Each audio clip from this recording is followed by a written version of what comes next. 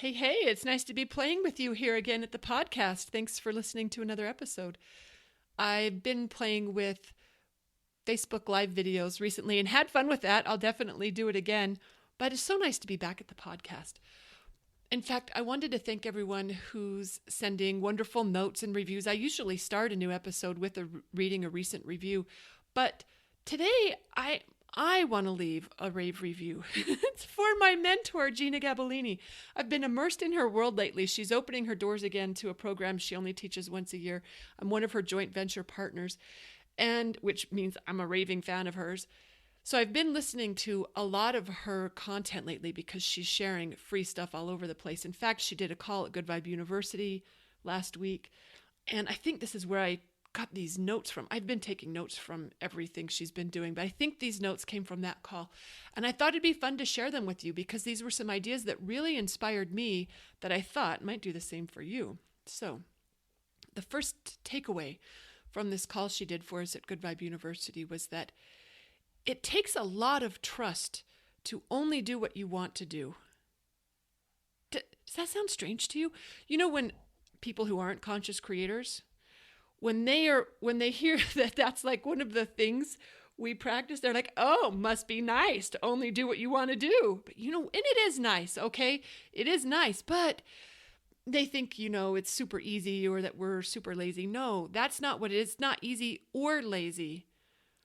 Okay, maybe once we get the hang of it, it is easy. And if it's not, we're probably doing it wrong. But the thing is, it takes a lot of trust, and I'll also say a lot of discipline to only do what we want to do. That's a skill through and through, and it's a skill that a lot of people don't have. But it's also a skill that serves us exceptionally well.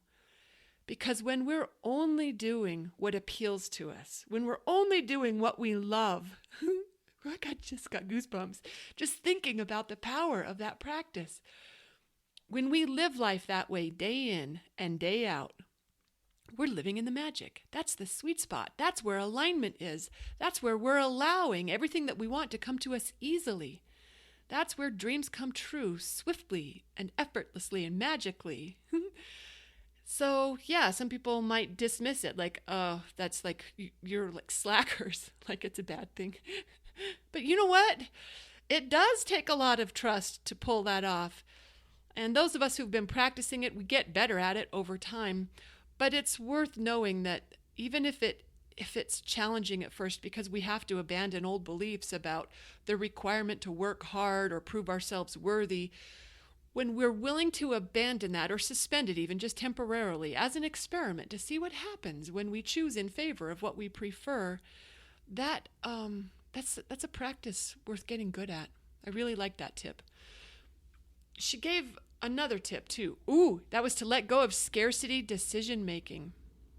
She said when we make decisions out of believing that there isn't enough, like whether we're thinking there's not enough men or not enough money or not enough time or not enough support or not enough clients or whatever, then that's what we manifest, not enough.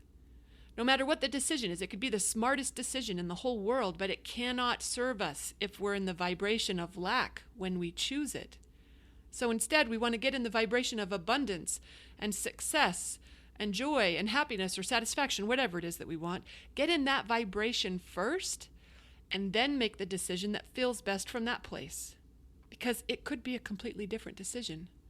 But even if it's the very same conclusion that we come to, the very same thing that we decide, we'll be flowing a very different energy, and that gets us very different results.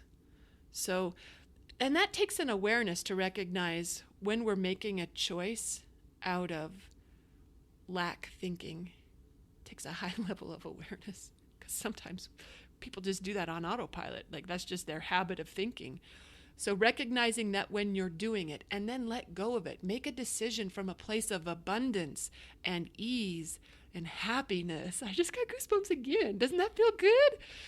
It does to me. A third tip Gina shared that I really liked from the call was when she said, hoping that it works is a sign you don't believe in it fully. You're not fully aligned if you are hoping that this comes together. Not that hope is the worst vibration ever. I've heard Abraham say, look, if you even get hopeful, you're close enough to the vortex, it'll suck you in. those who are familiar with Abraham lingo know that that's a good thing. So hope is not necessarily a bad vibration, but those of us who've been in this conscious creation game a while, we know we can do better. Because hoping that it works means you haven't yet decided to have what you want. You haven't claimed it. You haven't owned it. You're still trying to get there instead of coming from there. That's how Neville might put it, right? So recognizing when you're in a state of hopefulness, that's your chance to instead decide. Are you going to have it or not? Just decide. Claim it. And know it. That's a much more solid vibration for universe to work with than hope. Kind of like, it's like playing with loaded dice. It stacks the deck in your favor. So if you haven't yet decided to have what you want, maybe do that next. Like I said, I got pages of inspiration from Gina. Every time I tune into her, she gives me something good. I actually like the thought that maybe that's what happens when you guys listen to me. Wouldn't that be cool? So I want to thank you for listening. And if you want to hear it straight from Gina, if you're a GVU member, check out the archives. I think that was on our conversation about raising set points. But you can hear even more LOA wisdom from her if you go to GinaRocks.com. There's a replay up. This is only up temporarily. If you're listening to this podcast long after it's published, this won't be the case. But for now, you can get a really powerful replay on it. I cannot even. She answered every question anyone asked, and these were people asking questions in terms of their business, but these principles apply to no matter what you've got going on in your world.